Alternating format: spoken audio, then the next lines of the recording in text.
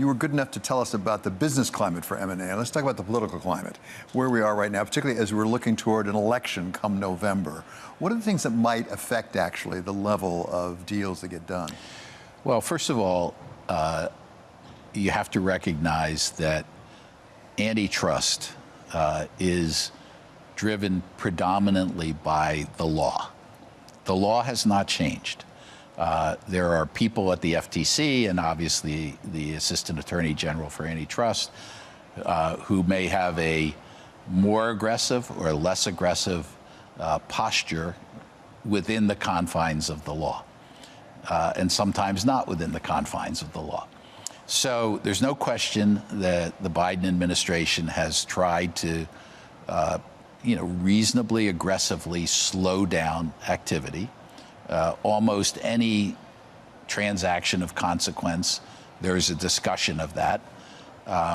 And what you're finding increasingly, where there's a judgment that the antitrust law is not being violated, companies are willing to go ahead and basically say, let them take me to court. So you worked for President Carter, as I recall, in the Carter White House, and you've been identified with Democratic causes through the years. At the same time, you're very much a part of Wall Street. There's sort of a prevailing sense right now among some of Wall Street right now that it just makes sense for them, personally, to have Trump in the White House because they'll make more money.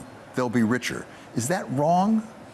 Well, it's interesting. I once got asked what was the very best piece of advice I received in my entire 45-year professional career, and it was actually the first day of my very first job when I was an economist on the Joint Economic Committee, and the staff director had this sort of welcome talk that he gave to kids right out of graduate school, and the gist of it was listen to people. This was a joint committee, bipartisan committee. You're going to have disagreements on substance, but never question someone's motives.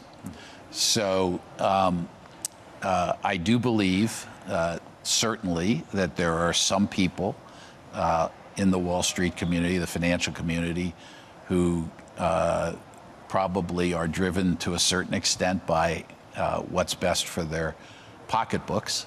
But I'm also, I think, open-minded enough to say that there are certainly some of them who may support President Trump who do so because they have, particular policy agreements with him or disagreements with the current administration. So I don't think it's purely financial.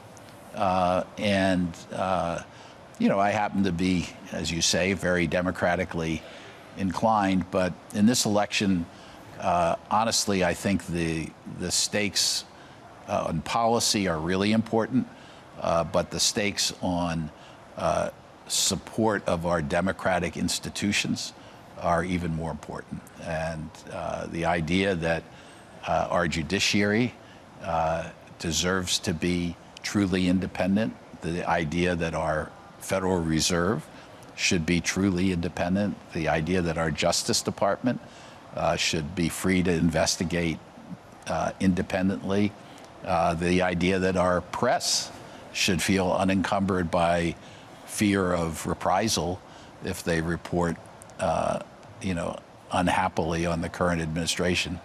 Those are things, to me, that are so important that, to me, that's a really critical part of this election.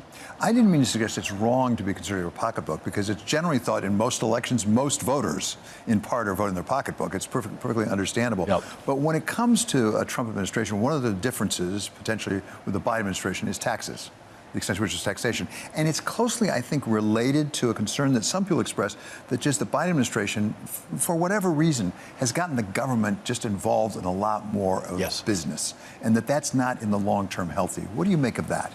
Well, I think the attractiveness of generally Republican policies in terms of a little, somewhere between a little and a lot less regulation, I'm not negative on that, to be very honest. I think the most critical thing for narrowing the economic gap in this country is economic growth. And regulation, sometimes over-regulation, can certainly constrain economic growth. So I think there are elements of what would be considered traditional Republican policy that I think are very supportive of economic growth and helping those who are in need in our society. Tax policy, I think two things are really important. One is the share of our GDP that goes to federal taxes today. It's around 16%. That's down from about 19%. We're not paying for the government that we want, and that's a long-term, non-sustainable situation. So that has to be corrected one way or another. And the second thing is, I think, the tax policy has been significantly responsible for the widening in the wealth gap in this country. I'm one of these very rare people in finance who believes that capital gains and dividends should be taxed like ordinary income rather than at half the rate, because there's no reason on the planet that when I make a private equity investment, the tax rate should be less than somebody who's making a couple $100,000 a year and working 40, 50, 60, 70 hours a week. I'm a minority. I probably even am a minority in my own party in that regard. But look, I think if you look back over centuries and centuries, great societies failed because the haves had too much relative to the have-nots, and that's not a healthy thing for America, in my view.